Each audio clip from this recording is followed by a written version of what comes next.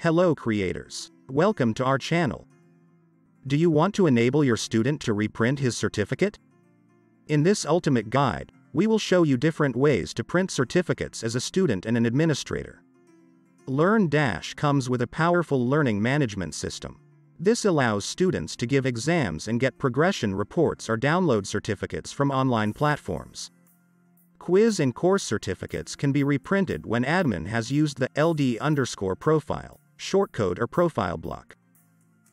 Course certificates will always appear on the front end of the course when the course is completed. Secondly, students can reprint certificates anytime after course or quiz completion from his profile page. Another way to print certificate with a unique ID, if you install our LearnDash Certificate Unique ID Generator plugin. Another way to print certificate with a unique ID, if you install our LearnDash Certificate Unique ID Generator plugin. Like this.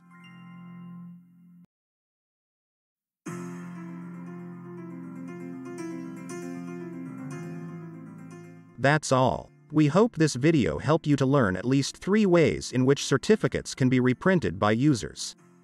So, thank you so much for watching this video. Please subscribe to our channel for more tutorials.